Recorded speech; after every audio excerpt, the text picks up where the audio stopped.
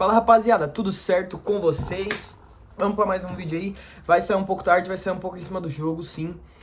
Tô gravando aqui, vou até ter que gravar um pouco correndo, porque aconteceu algumas coisas e não consegui gravar mais cedo, nem ontem. Mas vambora. Falar sobre o dia de ontem. Ai, como é legal ver Copa do Mundo, né? Como é bom a Copa do Mundo, né, pessoal? Assim, duas zebras, vamos se dizer, zebras assim, né? Talvez Bélgica e Egito não tenha sido necessariamente uma zebra, mas algo que pelo menos eu não esperava. Tudo bem que a seleção do Egito é uma boa seleção, deu trabalho pro Brasil, mas a zebra de fato foi Cabo Verde empatando com a Espanha em 0-0. Ninguém esperava isso, acho que não passava nem perto da cabeça, assim, nem dos cabo-verdianos, que eles iam conseguir arrumar um empatezinho contra essa seleção que é a Espanha, que para muitos a principal favorita, igual eu mesmo disse no vídeo passado, que para mim era a principal favorita. Assim, não sei se talvez caia um pouco no ranking, vamos ver como que a França está hoje, que já vai começar o jogo, N contextos, mas assim, pra mim a Espanha chegava na Copa como a principal favorita, sim, pelo futebol jogado e etc, outros fatores que eu já disse no vídeo passado, né? O nosso herói nacional aí, Vozinha, que salvou a seleção do Cabo Verde, mas não só ele, né? Toda a defesa de Cabo Verde foi extremamente correta e segura. Os dois zagueiros de Cabo Verde jogaram muita bola, falando sério, assim, eles jogaram demais. Erraram muito pouco. O lateral João Paulo, eu acho que entrou no segundo tempo para parar o Yamal, conseguiu dar conta do recado, como disse o VSR, não sei se vocês acompanharam, mas deu conta sim do recado. O Yamal não se cresceu pra cima dele, tudo bem, o Yamal há 2 meses sem jogar, Nico Williams sem jogar também, jogou só 5 minutos e mostrou que não tem muito ritmo de jogo ainda, mas deu conta o lateral João Paulo do Yamal. E os zagueiros da seleção de Cabo Verde jogaram demais mesmo, assim. Além do Vozinho, que salvou N vezes a seleção de Cabo Verde. E, cara, eu acho que isso é a prova do que é a Copa do Mundo, né? Cara, isso é a magia da Copa do Mundo. Porque a gente já viu... eu fiz até um vídeo no meu Instagram esses dias, né? Caso vocês queiram lá passar pra ver. Sobre as pequenas grandes vitórias, como eu chamei lá. Dessas seleções menores que não vão para a Copa do Mundo para disputar título, não vão para a Copa do Mundo para chegar numa semifinal, para ficar lá na frente, mas para algumas só de participar da Copa do Mundo já é uma festa, sabe? Já é mudança no país, o país já comemora. Assim, ver a festa que a seleção de Curaçao fez, mesmo perdendo de 7-1, só por ter feito um gol na seleção da Alemanha, é lindo, assim, cara. Porque a gente tem que pensar na Copa não só como um torneio pra se ganhar, não só como um torneio que só o campeão sai feliz. A gente tem que pensar na Copa como o contexto do que ela é, assim, o evento sociocultural que ela é, a questão da união da Copa do Mundo, todos os países se juntando para ver um esporte, os países felizes, todo mundo em paz, né? Que tal, não é muito o contexto do que tá acontecendo nos Estados Unidos, né? Mas, assim, essa é a Copa do Mundo, cara. A gente já teve a seleção do Catar empatando no finalzinho, quase no último lance contra a seleção da Suíça. Fizeram festa, o primeiro ponto do Catar na história das Copas. Aí agora Cabo Verde, na sua primeira participação, já tava todo mundo comemorando por Cabo Verde, só tá lá e eles conseguem arrancar esse empate da Espanha. É algo muito lindo de se ver, cara. Eu acho que mesmo se Cabo Verde perdesse para a Espanha, eles iam estar comemorando só por ter tá jogando uma Copa do Mundo. Mas o que eles fizeram foi algo lindo, assim. O que Curaçao fez, o que o Catar fez, por ter empatado com a Suíça, cara. A gente tem o Egito também, que chegou e empatou com a Bélgica. Eu vou falar daqui a pouco desse jogo, que o Egito podia ter ganho o jogo, né, cara? Então eu acho que é muito lindo, sabe? Eu acho que a gente tem que olhar para esse lado da Copa do Mundo. Sobre o jogo, né? Sobre o jogo em si, a seleção da Espanha, vamos falar sobre a Espanha, muito mal. Uma seleção, achei muito pragmática, né? Uma seleção que só sabia tocar a bola, rondar a bola de um lado pro outro, rondar a bola de um lado pro outro, não conseguia criar. Saiu o dado aí de que o Oyarzabal, na história das Copas, acho que desde 86, onde vem se contando estatística, foi o jogador que mais passou tempo sem encostar na bola num jogo. 30 minutos, os primeiros 30 minutos o Oyarzabal não encostou na bola, a bola não chegava nele de nenhuma forma. E como o Beckler já disse, né, no vídeo dele, eu vou até utilizar essa fonte dos jornais, do jornal AS, eu acho, da Espanha, que diz que sem Nico Williams, sem Yamal, a Espanha perde as suas asas, né? É um pássaro sem asas. Cara, eu acho que ali ficou nítido, sabe? Porque sem os dois jogadores de 1 contra 1 nas pontas para fazer a diferença, para tentar infiltrar de alguma forma na defesa de Cabo Verde, a seleção da Espanha ficou totalmente travada. Assim, não sabia o que fazer. Realmente não sabia, assim. Rodava a bola, o Pedri recebia a bola, tocava pro Rodri, o Rodri abria no Llorente, voltava no Rodri, voltava no Pedri, girava. Às vezes tentava uma bolinha no Oyarzabal no segundo tempo ali, mas nada de muito grande, cara. A seleção da Espanha teve 23 chutes no jogo, 23, e mesmo assim só teve 2 chances claras, assim, só 2 chances claras no jogo, e Cabo Verde ainda teve uma chance clara no jogo. Mesmo a Espanha com mais 70% de posse de bola no jogo, Cabo Verde se retrancando totalmente, a Espanha só teve uma chance clara a mais que Cabo Verde. Assim, cara, eu acho que para a seleção da Espanha é um pouco preocupante, sim.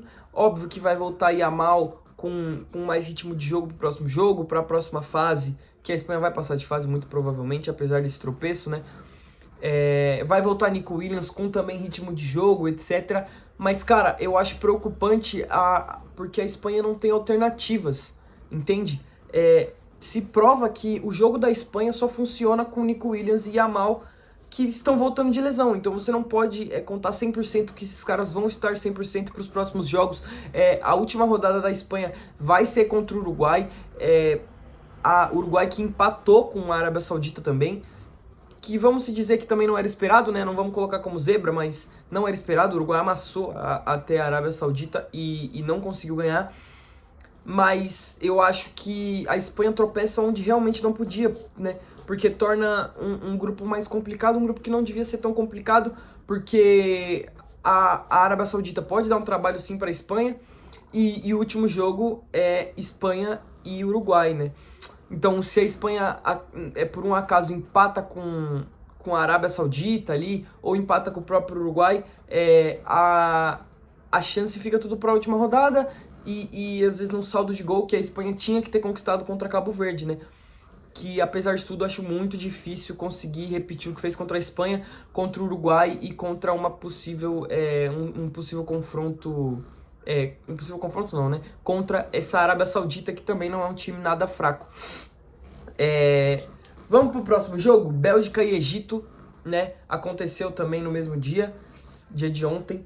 E o jogo mais 1-1, outro 1-1 no dia de ontem. O Egito a gente já tinha visto que era uma seleção forte, que era uma seleção que daria trabalho sim, porque a gente viu no amistoso contra o Brasil que a gente ganhou com o gol do Endrick, né, 2-1, gol do Endrick no segundo tempo, mas o Egito deu bastante trabalho pra gente, e cara, assim, o primeiro tempo do Egito foi praticamente impecável, assim, conseguiu neutralizar a seleção da Bélgica, que não tinha também muita variabilidade tática, né, era muito a bola jogando a responsabilidade toda no Doku, apesar de ter um quarteto de ataque muito forte, um meio campo pra frente muito forte, né? O Tielemans, que é muito bom jogador, o De Bruyne, que é o De Bruyne, a gente não precisa nem falar, Jeremy Doku numa ponta, o Trossard, titular do Arsenal, na outra ponta, e o Charles de Ketelaere da Atalanta como um falso 9 ali, né? Porque ele é um ponta, joga de 10, de ponta, não é um centroavante de origem, mas o Lukaku voltando de lesão começou o jogo no banco, e o De Ketelaere chegou lá como um segundo atacante ali e tal, descendo muito para fechar, às vezes sem uma referência no ataque da Bélgica, descendo muito para recompor como um segundo meio, até às vezes, junto com o De Bruyne, e os pontas muito abertos, e não tinha ninguém no meio, ficava um buraco no meio ali onde os zagueiros ficavam, às vezes quando o Charles de Ketelaere descia. Mas o jogo da Bélgica era prático, apesar de ter jogadores criativos como De Ketelaere, De Bruyne, o próprio Trossard, que não é tão criativo, mas é um jogador mais operário, assim, de corrida, de atacar o espaço de vez em quando, sabe também ajudar na construção o próprio Trossard. O jogo da Bélgica era muito concentrado no Jeremy Doku, né? Sempre a bola ia pro Jeremy Doku para ele tentar achar o contra um, e nunca tava num contra um, né? Ele tava na ponta direita ali contra o Rani e também contra o Zico, que é o ponta ou na ponta esquerda, perdão, contra o lateral direito o Rani e o ponta direita o Zico, porque o Zico descia toda hora para ajudar e o Doku nunca conseguia achar um contra um, né? O Doku, ele sempre como que é? Sempre jogava contra dois, assim. O Doku sempre que recebia a bola, tinha 2 jogadores na marcação, às vezes 2 jogadores na marcação e mais um na cobertura desses 2 jogadores. Então o Doku foi muito bem anulado no primeiro tempo, tá? Até que o treinador da Bélgica inverte o Doku com o Trossard e o Doku consegue receber um pouco mais, mas assim, não recebia ainda a bola no 1 contra 1. Ainda assim, sempre jogando contra 2, mas o Rani, que vinha fazendo uma partida assim impecável, já não estava mais no 1 para 1 contra o Doku. Mesmo assim, a Bélgica não consegue criar muita coisa no primeiro tempo. O primeiro tempo é quase todo do Egito, assim. O Egito faz 1-0 e senta no resultado, né? Faz 1-0 com um belo gol do Ashur, se eu não me engano. Gol do Ashur, exatamente. Com uma bolaça do Salah, né?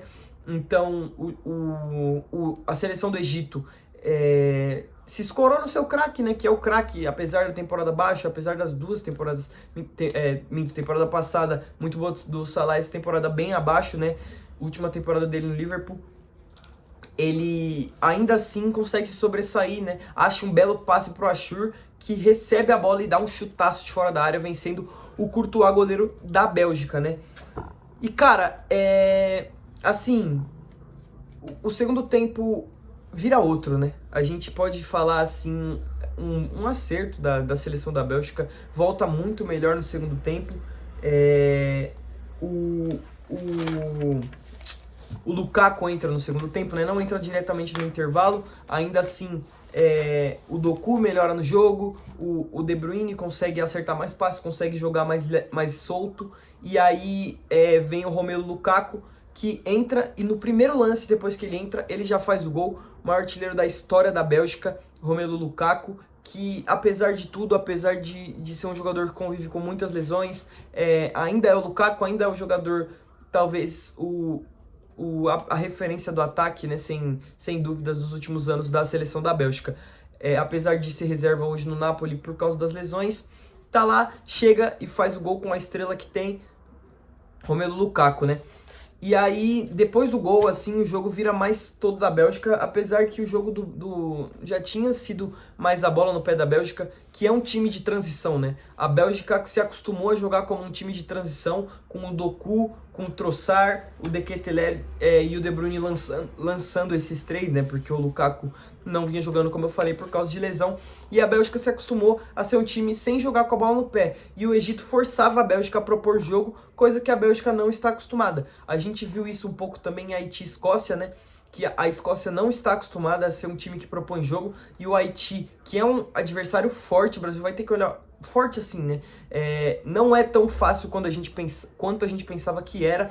A gente vai ter que ficar de olho aí para a seleção brasileira ver como que vai jogar contra o Haiti. Acho que a gente vai vencer de qualquer forma, mas o Haiti dificultou bastante o jogo para a Escócia, que ganhou só de 1-0, porque não é um time que se é acostumado a propor, né? E o Haiti se retranca e dá a bola para a Escócia e a Escócia tem dificuldade. Foi o que aconteceu ontem. O Egito deu a bola para a Bélgica e a Bélgica ficou meio em dificuldade, não sabia muito o que fazer, porque está acostumada a jogar em transição, lançando seus pontas em velocidade no 1 contra 1.